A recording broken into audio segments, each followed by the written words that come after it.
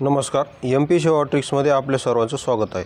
आता या व्हिडिओमध्ये आज आपण पॉलिटीचे काही प्रिवियस इयर क्वेश्चन पाहणार आहोत मूलभूत हक्कावरील आणि त्याचे आर्टिकल्स कसे लक्षात ठेवायचे याची भन्नाट ट्रिक्स या व्हिडिओमध्ये पाहणार आहोत, त्यामुळे व्हिडिओ शेवटपर्यंत पहा। बघा, अगोदर मी तुम्हाला आलेला प्रश्न दाखवतो आर्टिकल्सचा आणि त्यानंतर आपल्या ट्रिक्समधील आपली जी PDF आहे त्यामध्ये आपण प्रत्येक आर्टिकलचं ट्रिक्सनुसार कसं लक्षात ठेवायचं याची भन्नाट ट्रिक्स आपण येथे केलेली आहे। तर तुम्हाला अगोदर मी प्रश्न दाखवतो, नंतर या ट्रिक्स दाखवतो। तर पहा, प्रश्न काय आहे? तर प्रश्न आहे भारतीय संविधानातील अनुच्छेद रिकाम्या जागामध्ये सतसत विवेकबुद्धीचे स्वातंत्र्य, धर्माचे मुक्त प्रकटीकरण, आचरण व प्रसारासंबंधी स्वातंत्र्याचा अधिकार दिलेला आहे। तर असं कोणत्या कलमामध्ये आहे? तर PSI मेन्स ऑक्टोबर 2023ला हा प्रश्न आलेला आहे।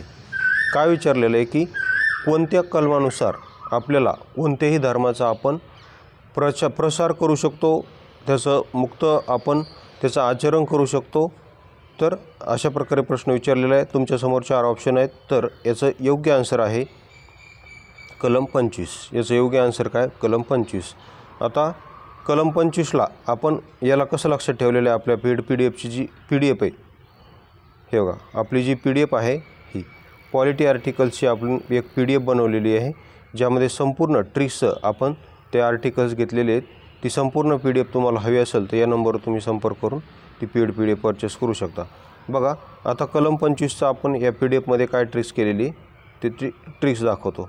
तर बघा, कलम 25 काय आहे? तर कलम 25 आहे सतसत विवेकबुद्धीने धर्माचे आचरण आणि प्रचार करण्याचे स्वातंत्र्य दिलेले। ओके, कलम 25ने आपल्याला सतसत विवेकबुद्धीने धर्माचे आचरण आणि प्रचार करण्याचे स्वातंत्र्य हे दिलेले आहे। तर याची ट्रिक्स आपण अशी लक्षात ठेवलेली आहे की वाय फॉर यहुदी धर्माचा प्रचार करण्याचे स्वातंत्र्य, वाय फॉर यहुदी धर्माचा प्रचार करण्याचे स्वातंत्र्य असं आपण आपल्या ट्रिक्समध्ये घेतलेले। मग तुम्ही म्हणाल यहुदीच का, दुसरा कुठला का नाही? त्याचं कारण असं आहे, यहुदीचा जो वाय आहे तो ABCDनुसार 25 नंबरला येतो। किती नंबरला येतो? 25। ABCD तुम्ही असं वायपर्यंत म्हणत गेलात तर वाय हा 25 नंबरला येतो आणि झेड हा 26 नंबरला येतो। ओके, तर बाकी पुढे झेडवरून पण आपण ट्रिक्स केलेली, ते पुढच्या प्रश्नामध्ये पाहू। तर अशा प्रकारे इथे तुम्ही ट्रिक्सनुसार लक्षात ठेवा की काय म्हणायचं आता इथून पुढे आपल्याला कोणत्याही धर्माचं आचरण आणि प्रसार करण्याचं स्वातंत्र्य दिलेलं आहे ना कलम 25नं, तर आपण आपल्या हितासाठी, आपल्या फायद्यासाठी काय म्हणायचं की यहुदी धर्माचा प्रचार करणे। काय म्हणायचं? यहुदी धर्माचा आचरण आणि प्रसार करण्याचे स्वातंत्र्य आपल्याला आहे आणि यहुदी हा 25 नंबरला येतो म्हणून असं म्हणायचं। तसेच हे जे कलम 25 आहे का, हे जे कलम 25 आहे ना, हे भारतीय तसेच परकीय दोघांसाठी सुद्धा आहे। भारतीय तसेच परकीय दोघांसाठी सुद्धा आहे। तर मग तुम्ही असं लक्षात ठेवा, बघा, इंग्रजाच्या काळात ख्रिश्चन लोकांनी ख्रिश्चन धर्म प्रसार करण्यासाठी भारतात आले होते। तसं आता यहुदी लोक त्यांचा धर्म प्रचार करण्यासाठी भारतात येत आहेत असं लक्षात ठेवा। यहुदी लोक त्यांचा धर्म प्रचार करण्यासाठी भारतात येत आहेत का? कारण हे जे 25 कलम आहे हे भारतीय तसेच परकीय लोकांसाठी सुद्धा आहे, त्यामुळे तुम्ही त्याला तसं लक्षात ठेवू शकता। त्यानंतर पुढचा प्रश्न पाहू। बघा, पुढचा प्रश्न काय? तर पुढचा प्रश्न आहे अनुच्छेद 17। हे बघा, अनुच्छेद 17 अस्पृश्यांचे निर्मूलन करते आणि ती कोणत्याही स्वरूपात पाळणे कायद्यानुसार दंडनीय गुन्हा ठरवते। बघा, काय म्हणते की अनुच्छेद 17 हे, आता इथं योग्य विधान ओळखायचे आहेत की अनुच्छेद 17 अस्पृश्यतेचे निर्मूलन करते आणि कोणत्याही स्वरूपात पाळणे म्हणजे अस्पृश्यता पाळणे दंडनीय गुन्हा ठरते। तर हे अगदी बरोबर आहे। कलम 17मध्येच अस्पृश्यता बंदी दिलेली आहे। त्यानंतर B काय म्हणते की जून 1955मध्ये अस्पृश्यता गुन्हे कायदा अंमलात आला। हे पण बरोबर आहे। हे आर्टिकल्सशी संबंधित नाही, पण विधान बरोबर आहे ते पण। त्यामुळे आता आपल्याला फक्त आर्टिकल्स पाहायचं आहे की 17ला कसं लक्षात ठेवायचं, तर त्याची ट्रिक्स आता आपण पाहू। तर त्याची ट्रिक्स पहा। बघा इथं आपण 17ची ट्रिक्स दिलेली. तर 17ची ट्रिक्स काय आहे हे बघा. कलम 17 काय आहे, अस्पृश्यता नष्ट करणे.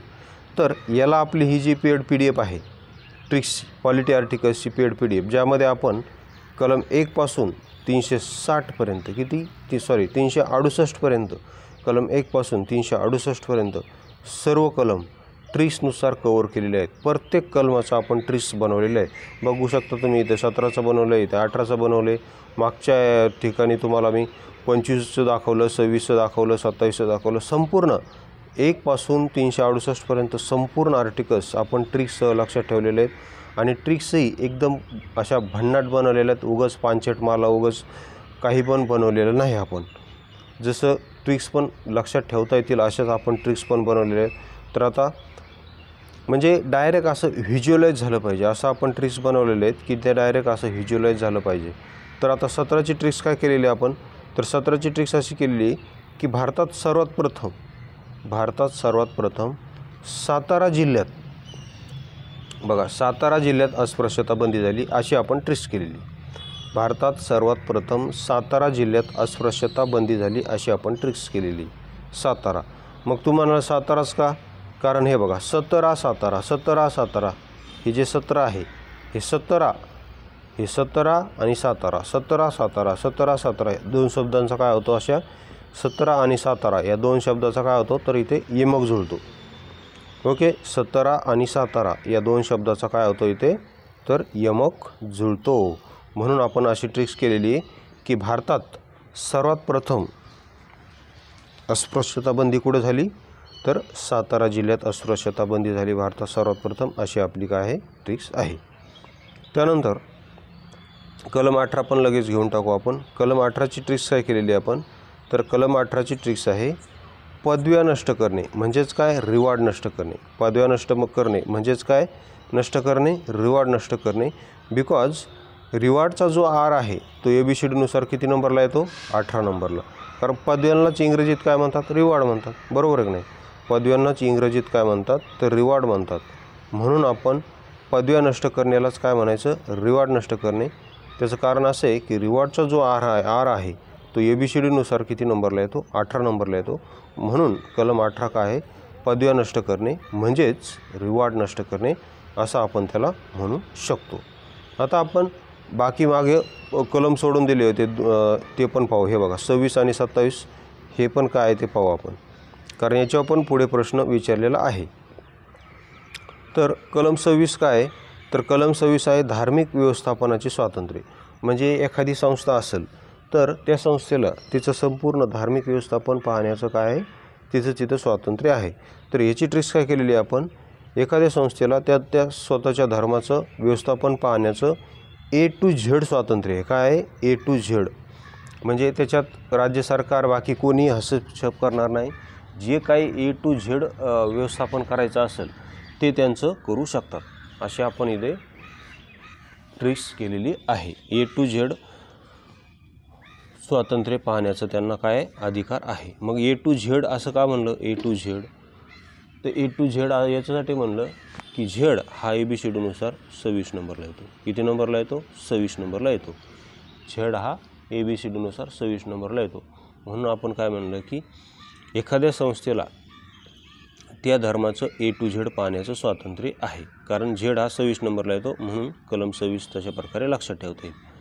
त्यानंतर कलम 27 पहा, 27वर पण प्रश्न आलेला आहे. कलम 27 आहे धर्मासाठी कर न देण्याचे स्वातंत्र्य. कलम 27 काय आहे, तर कलम 27 आहे धर्मासाठी कर न देण्याचे स्वातंत्र्य. तर याची ट्रिक्स आपण काय केलेली, G फॉर GST न देण्याचे स्वातंत्र्य. G फॉर GST न देण्याचे स्वातंत्र्य असं आपण धर्मासाठी GST न देण्याचे स्वातंत्र्य. मग GSTच का म्हणलं, कारण GST हा एक कर आहे. GST काय आहे, GST एक हा कर आहे आणि GSTचा जो G आहे तो ABCDनुसार 7 नंबरला येतो. किती, 7. आणि 27मध्ये काय आहे, शेवटी 7 आहे. म्हणून अशा प्रकारे आपण त्याला लक्षात ठेवलेले आहे. आता आणखी काही डेमो दाखवतो मी तुम्हाला. आता हे पहा, हे काय म्हणत आहे की भारतीय राज्यघटनेतील खालील कोणत्या कलमाचा अर्थ असा होतो की सर्व ठिकाणी नागरिकांना खुली आहेत. सर्व ठिकाणी नागरिकांना खुली आहेत. म्हणजे धर्म, वंश, जात, लिंग आणि जन्मस्थान या कारणावरून भेदभाव केला जाणार नाही असं हे कलम आहे. म्हणजे सर्व सार्वजनिक ठिकाणी नागरिकांसाठी खुली आहेत, म्हणजे भेदभाव केला जाणार नाही. तर हे कलम आहे 15(2). काय आहे? 15(2). तर याची ट्रिक्स काय केलेली पहा आपण. ही बघा, याची ट्रिक्स आपली इथं आहे. तर याची ट्रिक्स आहे, कलम 15ची ट्रिक्स काय केलेली आहे की ध्वजालिंज म्हणजे काय? ध म्हणजे धर्म, व म्हणजे वंश, जा म्हणजे जात, ली म्हणजे लिंग आणि ज म्हणजे जन्मस्थान. या 5 कारणावरून भेदभाव केला जाणार नाही. या 5 कारणावरून कोणत्याही नागरिकात भेदभाव केला जाणार नाही. तर याची ट्रिक्स आपण काय केलेली आपल्या ह्या पेड PDF तर याची ट्रिक्स अशी केलेली आहे की या 5 कारणावरून पंढरपूर मंदिरात कुठल्याही व्यक्तीला दर्शनासाठी भेदभाव केला जाणार नाही. कारण पंढरपूर मंदिर काय आहे? एक सार्वजनिक ठिकाण आहे. आणि या 5 कारणावरून म्हणजे तू इतर धर्माचा आहेस, तू हिंदू धर्माचा नाहीस, किंवा तू लिंग तुझं पुरुष नाही, तू महिला आहेस, तू महिला नाही, तू पुरुष आहेस, अशा कारणावरून भेदभाव केला जाणार नाही. किंवा तुझं जन्मस्थान महाराष्ट्रातलं नाही, तर अशा कारणावरून भेदभाव केला जाणार नाही. ओके. पंढरपूर मंदिरात दर्शनासाठी. मग तुम्ही म्हणाल पंढरपूर मंदिरातच का घेतलं तू? त्याचं कारण असं आहे की बघा, पंढरपूर आणि पंधरा. हे बघा, पंढरपूर आणि पंधरा असं म्हणू आपण. पंढरपूर आणि पंढरा. हे बघा, पंढरपूर आणि हे पंढरा. दोन्ही शब्दात सुरुवात प ने होते. बघा, दोन्ही शब्दात सुरुवात काय होते? प ने होते. म्हणून ते तसं लक्षात ठेवू शकता. तर अशा प्रकारे आपण पॉलिटी आर्टिकल्सचे संपूर्ण ट्रिक्स केलेले आहेत, ज्यामध्ये आपण जागोजाग आयोगाचे प्रिव्हियस इयर क्वेश्चनसुद्धा ॲड केलेले आहेत. ही जर पेड PDF तुम्हाला हवी असेल तर तुम्ही या नंबरवर संपर्क करू शकता 84 21 90 83 84. तसेच तुम्हाला आणखी काही डेमो पाहायचा असेल आर्टिकल्सचा तर तुम्ही आपले MPSC ट्रिक्स या नावाने टेलिग्राम चॅनलसुद्धा आहे. MPSC बाबा ट्रिक्स याच नावाने आपले टेलिग्राम चॅनलसुद्धा आहे. त्या टेलिग्राम चॅनलवर जाऊन तुम्हाला याचा आणखी डेमो तुम्हाला पाहता येईल. तसेच तिथे सायन्सचा पण आपल्याकडे सायन्सची पण PDF आहे, इंग्लिश व्होकॅब्युलरीची पण PDF आहे. सायन्स आणि इंग्लिश व्होकॅब्युलरीचा पण तुम्हाला तिथे जाऊन डेमो पाहता येईल. तर अशा प्रकारे आपले आर्टिकल्स आहेत. व्हिडिओ आवडला असेल तर चॅनलला सबस्क्राईब करायला विसरू नका.